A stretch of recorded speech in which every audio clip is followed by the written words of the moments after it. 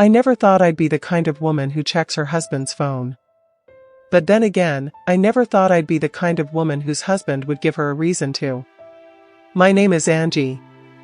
I'm 34 years old, a graphic designer working from home, and until 6 months ago, I believed I had the kind of marriage other people envied. Ryan and I had been together for 9 years, married for 6. We had a beautiful home in the suburbs, 2 cats named Luna and Shadow, and what I thought was an unshakable foundation of trust. He was a regional sales manager, always traveling for work, always coming home with stories about difficult clients and long meetings. I'd kiss him at the door, heat up his dinner, and listen to him talk about his day while I massaged his shoulders. I loved our routine. I loved the predictability of it. The safety. But safety, I've learned, is sometimes just another word for blindness.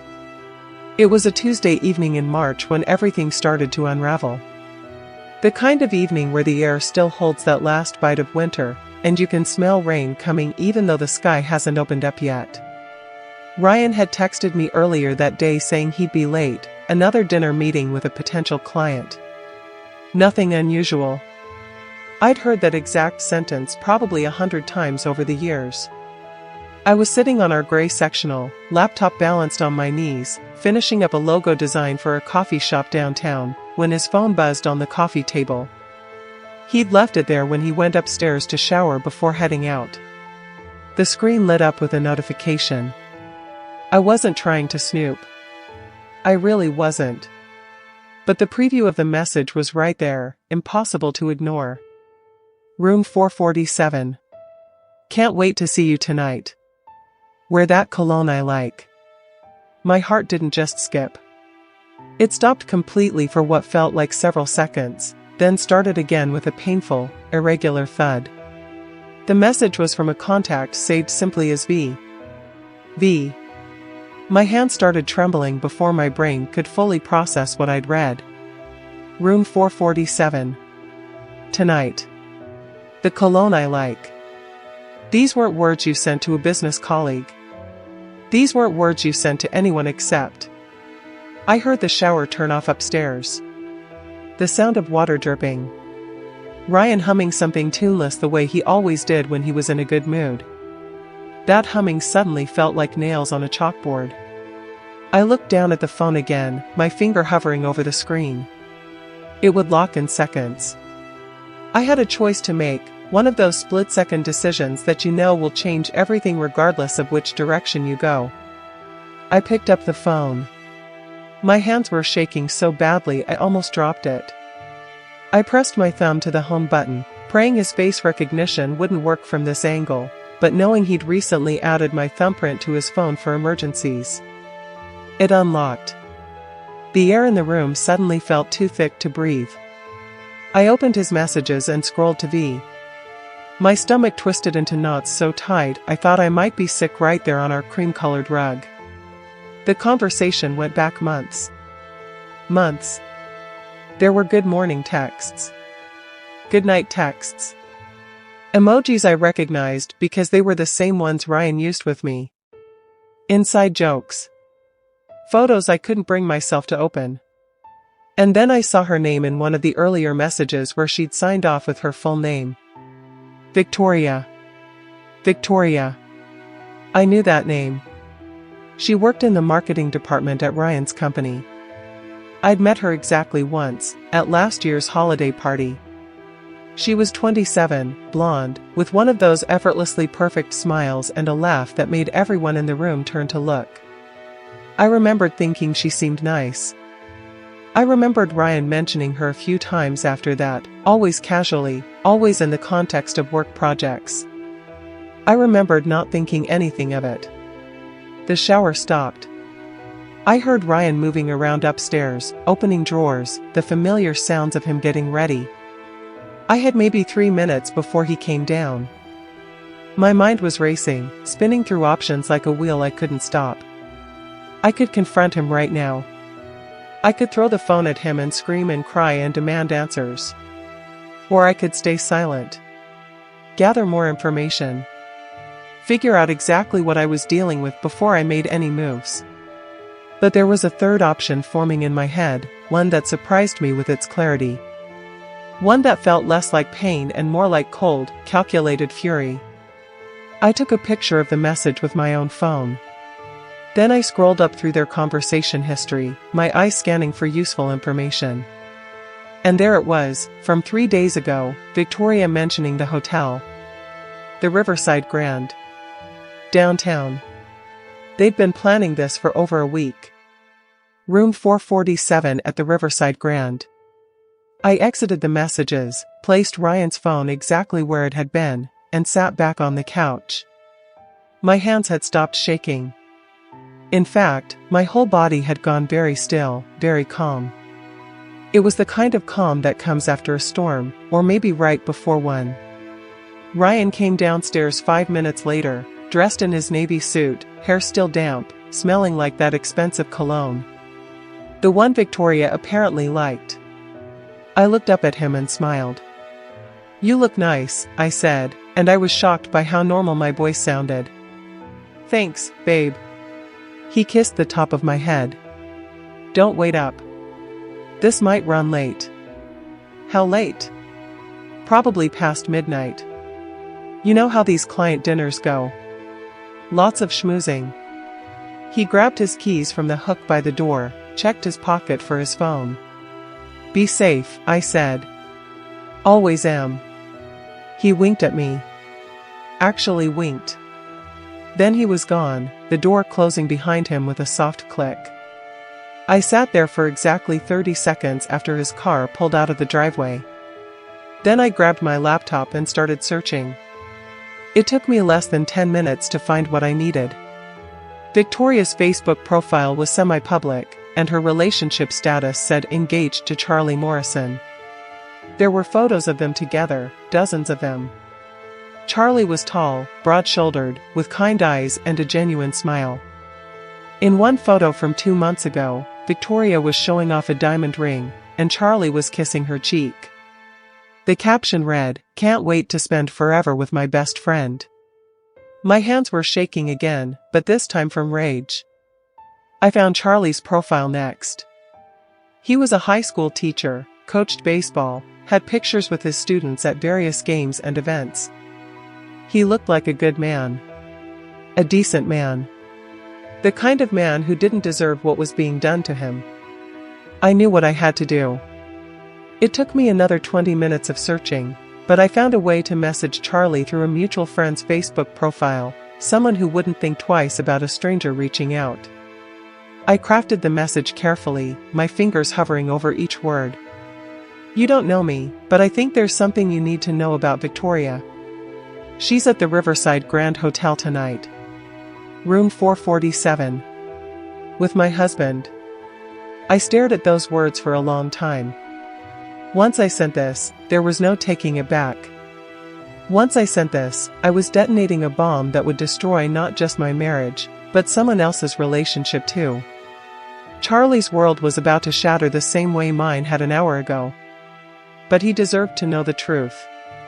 Just like I deserved to know it. I hit send. Then I got up, went to the bathroom, and threw up. The next hour passed in a blur. I paced the house, unable to sit still, unable to think about anything except what was about to happen. I imagined Ryan walking into that hotel room. I imagined Victoria greeting him. I imagined them thinking they were safe, that they'd gotten away with it again. I imagined Charlie reading my message. Around 8:30, my phone rang. Unknown number. My heart leaped into my throat. "Hello? Is this Angie?" A man's voice, rough with emotion. "Yes. This is Charlie. Charlie Morrison. I just got your message." He paused, and I could hear him breathing heavily. "Is this real? Is this really happening?" "I'm so sorry," I whispered. "But yes. I found the messages on my husband's phone about an hour ago. They've been planning this." "How long?" His voice cracked. "How long has this been going on?" "Months, from what I could see. At least since January." The silence on the other end was deafening. Then I heard something that sounded like a choked sob. "We're supposed to get married in June," he said. "The invitations just went out last week." My eyes filled with tears. "I'm so sorry, Charlie. I know this isn't fair. I know you're probably thinking I should have minded my own business, but..." "No." His voice was suddenly firm. "No, you did the right thing. I needed to know. God, I needed to know." Another pause. "Are you going to the hotel?" I hadn't even considered it. My plan had ended at sending the message, at making sure both betrayers got caught. But now, hearing the pain in Charlie's voice, feeling the echo of my own pain bouncing back at me through the phone line, I realized I needed to see this through. "Yes," I said. "I'm going. I'll meet you there." 30 minutes. He hung up before I could respond. I stood in my kitchen, phone clutched in my hand, and felt the full weight of what I'd set in motion. This was really happening. In less than an hour, two families were going to collide in a hotel hallway. Two lies were going to be exposed. Two lives were going to change forever. I went upstairs and changed out of my sweatpants and into jeans and a black sweater. I pulled my hair back into a ponytail. I looked at myself in the mirror and barely recognized the woman staring back at me. My eyes looked hollow. Older. But there was something else there too. Something harder than I'd ever seen before. The drive downtown took 25 minutes.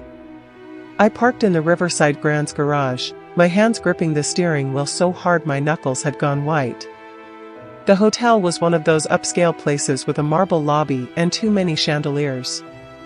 Ryan had taken me here for our anniversary 2 years ago. The memory made me feel sick. I texted Charlie, "I'm here." Lobby. 2 minutes later, a tall figure pushed through the revolving doors. Charlie looked exactly like his photos, except his eyes were red and his jaw was clenched so tight I could see the muscle jumping. "Angie?" "Charlie." We stood there for a moment, two strangers brought together by the worst possible circumstances. "I'm sorry we're meeting like this." "Don't apologize." He shook his head. "You did me a favor. A horrible, necessary favor." He looked toward the elevators. "Fourth floor? Room 447. We walked to the elevators in silence. The lobby was mostly empty, just a bored-looking clerk at the desk and an elderly couple examining a tourist map. Everything felt surreal, like I was watching myself in a movie. The elevator dinged. The doors opened. We stepped inside. "Do you have any kids?" Charlie asked suddenly. "No." "You?" "No." "At least that's something." His voice was bitter. "We were going to start trying after the wedding." The elevator climbed. Second floor. Third floor. My heart was pounding so hard I could feel it in my throat. Fourth floor. The doors opened with a cheerful ding that felt obscene given the circumstances. The hallway was long, carpeted in deep burgundy, with brass numbers on cream-colored doors. Room 447 was at the far end. Every step toward it felt like walking through water. Heavy. Slow. Inevitable. We stopped in front of the door. Charlie and I looked at each other. His face had gone very pale, but his eyes were steady now. Determined. "Ready?" he asked. I wasn't. I'd never be ready. But I nodded anyway. Charlie knocked. Loud, insistent knocks that echoed down the hallway. "Housekeeping," he called out, his voice strained. We heard movement inside. Muffled voices. Then footsteps approaching the door. "We didn't order housekeeping," Ryan's voice came through the door. "Come back later." Charlie knocked again, harder this time. "Hotel security. We need to speak with you. Now." More muffled conversation. Then the sound of the deadbolt sliding open. The door opened a crack, and Ryan's face appeared in the gap. He was wearing the hotel bathrobe. His hair was disheveled. And the exact moment his eyes met mine, I watched every ounce of color drain from his face. Angie. My name came out as barely a whisper. Hi, honey, I said, and I was surprised by how steady my voice was. Aren't you going to invite us in? I can explain. Charlie didn't wait for the rest of that sentence. He pushed the door open, and Ryan stumbled backward. We stepped inside. The room was exactly what you'd expect. King-sized bed with rumpled sheets. Clothing scattered on the floor. Ryan's suit jacket draped over a chair. And Victoria, emerging from the bathroom in a hotel robe, her blonde hair wet, her face flushed. The moment she saw Charlie, her face went from pink to gray. Charlie? Her voice was tiny. Disbelieving. What are you doing here? That's an interesting question, Vic. Charlie's voice was shaking now, all that earlier steadiness crumbling. What are you doing here? Ryan had backed up against the wall, his eyes darting between me and Charlie like he was trying to calculate an escape route. Angie, I can explain. This isn't what it looks like. I laughed. Actually laughed. The sound was harsh and sharp in the quiet room. Really, Ryan? That's the line you're going with? Because from where I'm standing, this looks exactly like what it is. My husband, in a hotel room, with his mistress. Who, by the way, is engaged to this man right here. Victoria had started crying, mascara running down her cheeks in dark streams. Charlie, please, I never meant. How long? Charlie interrupted, his voice rising. How long have you been sleeping with him? She didn't answer. Just stood there, crying, her hands clutched to her chest. Since January, I supplied quietly. At least that's when their text messages start getting romantic. But I'm guessing it's been going on longer than that. Ryan pushed away from the wall, suddenly animated. Angie, please, you have to understand. It just happened. We didn't plan this. We worked together, we had a connection, things got complicated. Things got complicated? I stepped closer to him, and he actually flinched. You made a choice, Ryan. You made hundreds of choices. Every text message. Every lie about working late. Every time you looked me in the eye and said you loved me while you were planning to meet her. Those were choices. I do love you, he said, and the pathetic thing was, he sounded like he believed it. I love you, Angie. This thing with Victoria, it doesn't mean anything. It's just physical. It doesn't change how I feel about you. I felt something inside me crack. Not break, but crack. Like ice on a frozen lake right before it shatters. If it doesn't mean anything, I said slowly, carefully, then why have you been doing it for months? Why did you tell her you'd leave me? Because I saw those messages too, Ryan. The ones where you promised her you'd end our marriage. Where you talked about your future together. Victoria let out a sob. Charlie turned to look at her, his face twisted with pain. You were going to leave me? He asked her. You were going to call off our wedding for him? I don't know, Victoria whispered. I was confused. I didn't know what I wanted. You didn't know what you wanted? Charlie's voice cracked. We've been together for 5 years. 5 years, Victoria. I proposed to you. You said yes. You wore my ring. You let me believe we were building a life together. And you didn't know what you wanted? The room was silent except for Victoria's crying. Ryan stood against the wall, looking smaller somehow, like he'd physically shrunk. I looked at him, this man I'd spent nearly a decade of my life with, and felt nothing. No love.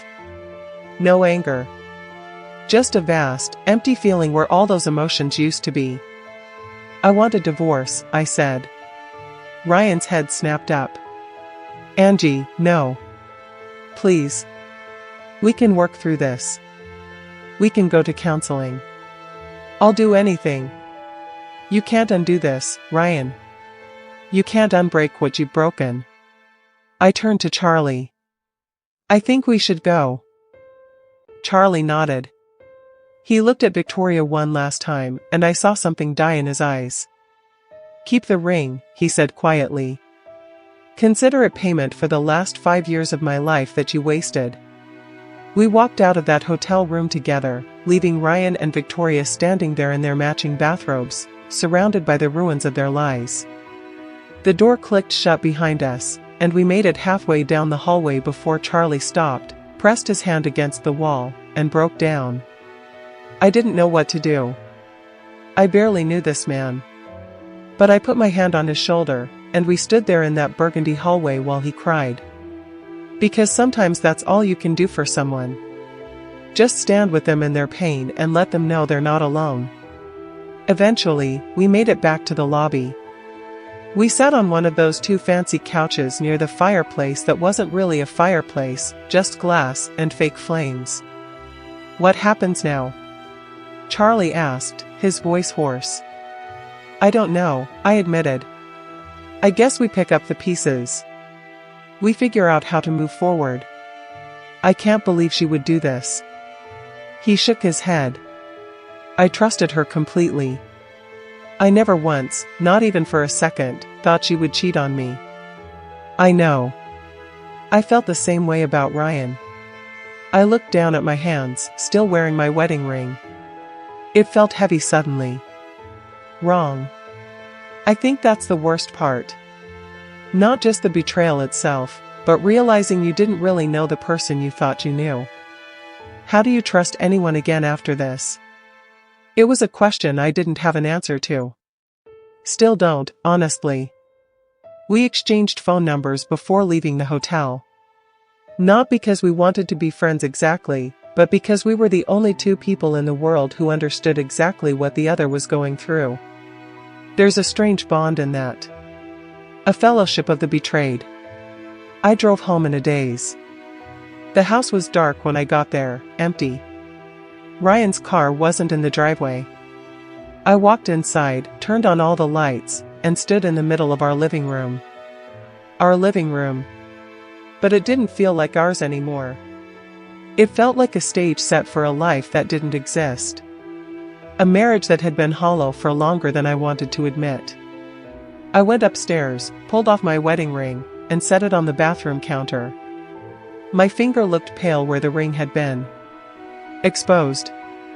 But also somehow lighter. Ryan came home around 2 in the morning. I heard his key in the lock, heard him come upstairs. He stood in the doorway of our bedroom, where I was lying awake in the dark. Angie?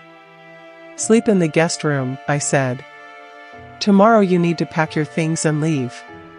Please, can we just talk? No. I sat up, turned on the bedside lamp so he could see my face. There's nothing to talk about. You made your choices. Now I'm making mine. He started to cry then. Real, messy tears. But I felt nothing. It's strange how quickly love can turn to nothing. Not even hate. Just absence. The next few weeks were a blur of lawyers and paperwork and division of assets. Ryan moved in with a friend from work. Victoria, I later learned from Charlie, had moved back in with her parents. Charlie canceled the wedding. I filed for divorce.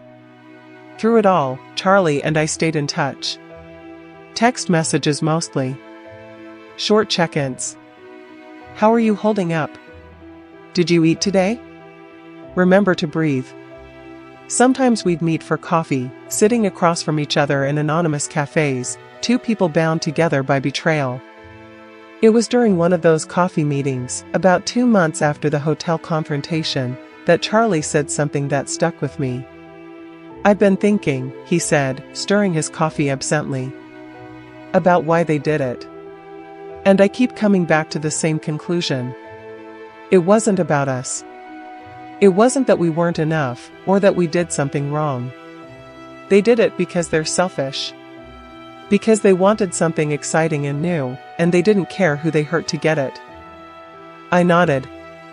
I'd come to the same realization, but hearing someone else say it made it feel more real. And the thing is, he continued, they didn't just betray us. They betrayed themselves. They threw away good relationships, real relationships, for something shallow. And they're going to have to live with that. Do you think they're still together? I asked. Ryan and Victoria? Charlie shook his head. I heard through a mutual friend that it fell apart pretty much immediately after we caught them. Turns out their relationship only worked when it was a secret. When it was real life, with consequences, it couldn't survive. There was a certain satisfaction in that, I won't lie. But it was a hollow satisfaction. Because at the end of the day, Ryan being miserable didn't make me any less broken. But broken, I was learning, didn't mean destroyed. I threw myself into my work, taking on more clients, pushing myself to create better designs. I started seeing a therapist, working through the betrayal and the trust issues and the complicated emotions that came with grieving a marriage that had ended while I was still in it. I reconnected with friends I'd let drift away over the years. I adopted a third cat, a scrappy orange tabby I named Phoenix, because it felt appropriate. I learned how to be alone without being lonely. And slowly, so slowly I barely noticed it happening, I started to feel like myself again. Not the self I was before Ryan. Not the self I was during our marriage. A new self. Harder in some ways. But also stronger. More sure of what I would and wouldn't tolerate. More aware of my own worth. Charlie and I remained friends. Real friends, the kind where you can call at 2 in the morning when the loneliness feels crushing. About 6 months after the hotel incident, he started dating someone new. A fellow teacher from his school. Her name was Sarah, and she was kind and funny and had no idea who Victoria was. I was genuinely happy for him. What about you? He asked me one day. Are you ready to date again? I don't know, I admitted. I'm not sure I know how to trust someone like that anymore. I get it. But Angie, what Ryan did doesn't define what every man will do. Not all of us are like him. I know that intellectually. But emotionally? I shook my head. It's going to take time. And it has taken time. Lots of it. But I'm getting there. My divorce was finalized on a Tuesday, almost exactly 1 year after I found that text message on Ryan's phone. I signed the papers in my lawyer's office, walked out into the sunshine, and felt something shift inside me. A weight I'd been carrying lifted. That evening, I did something I'd been planning for weeks. I took off my wedding ring, the one I'd kept wearing throughout the divorce proceedings because taking it off felt too final, and I drove to the river. The same river that runs past the Riverside Grand Hotel, actually. There's a bridge there, old and iron, with a walking path. I stood in the middle of that bridge as the sun set, the ring clutched in my hand. It was just a thing, just metal and stones, but it represented so much. 9 years of my life. A future I'd imagined. A person I'd believed in. I opened my hand and let it fall. The ring tumbled through the air, caught the last rays of sunlight, and disappeared into the dark water below with a soft splash. Gone. I stood there for a long time, watching the water flow past, watching the sky turn from orange to purple to black. And I realized something. The ring was gone, but I was still here. Changed, yes. Wounded, yes. But still here. Still standing. Still capable of loving and trusting and building a new life. That's the thing about betrayal. It doesn't just break you.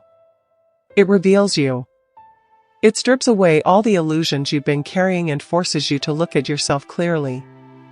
And what I saw, standing on that bridge, was someone stronger than I'd ever given myself credit for. I went home that night and called Charlie. I did it, I told him. I threw away my ring. How do you feel? Free, I said, and surprised myself by meaning it. 6 months later, I ran into Ryan at a grocery store. It was completely random, one of those awful coincidences you can't avoid in a city that's not quite big enough. We made awkward eye contact over the produce section. Angie. He looked older. Tired. How are you? I'm good, I said, and realized it was true. Really good, actually. That's great. That's really great. He shifted his weight, uncomfortable. Listen, I know I never really apologized properly. For everything. I was selfish and stupid, and you deserved so much better. I looked at him, this man I'd once loved more than anything, and felt nothing but mild indifference. You're right, I said simply. I did deserve better. And now I have it. His face crumpled a little, but I didn't stay to comfort him. I didn't owe him that anymore. I didn't owe him anything. I bought my groceries, drove home, and made dinner for myself. Phoenix the cat wound around my ankles while I cooked. Luna and Shadow lounged on the couch. My house was quiet, but it wasn't empty. Not anymore. That night, I got a text from Charlie. Sarah and him were engaged. The message included a photo of them together, both smiling, and Sarah's hand showing off a simple, elegant ring. I smiled and sent back my congratulations.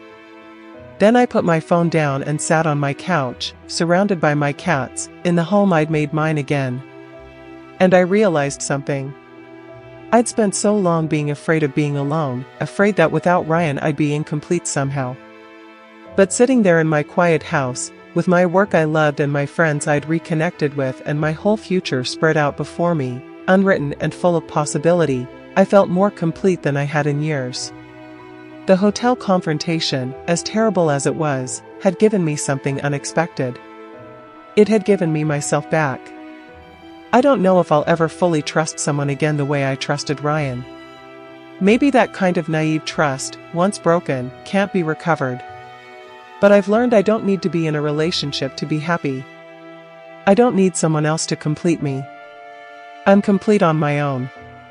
And if someday, I meet someone who deserves my trust, who proves through their actions and not just their words that they're worthy of my love, well, I'll be ready. A little more cautious, yes. A little more guarded. But also a little more sure of what I deserve. Because I deserve honesty. I deserve respect. I deserve someone who chooses me every single day, not just when it's convenient or exciting. And if I never find that person? That's okay too. Because I have myself. And I've learned that's more than enough. Looking back now, from the distance of time and healing, I can see that the night at the Riverside Grand wasn't just about exposing Ryan's betrayal. It was about refusing to be complicit in my own deception. It was about choosing truth, even when truth was painful. It was about standing up for myself and for Charlie, two people who'd been lied to and deserved better. Did I handle it perfectly? Probably not. Maybe there were other ways I could have confronted Ryan. Maybe involving Charlie was crossing a line. But I don't regret it. Because that night, in that hotel hallway, I stopped being a victim and became someone who fought back. And that's who I am now. Not Ryan's wife. Not someone who got cheated on. Just Angie. A woman who survived betrayal, who rebuilt herself from the ground up, who learned that the only person you can really count on is yourself. So if you're listening to this and you've been through something similar, if you've been betrayed or lied to or made to feel like you weren't enough, I want you to know something. You are enough. You always were. Their betrayal wasn't about your worth. It was about their character. And you will survive this. It won't feel like it at first. The pain will feel insurmountable. The loneliness will feel endless.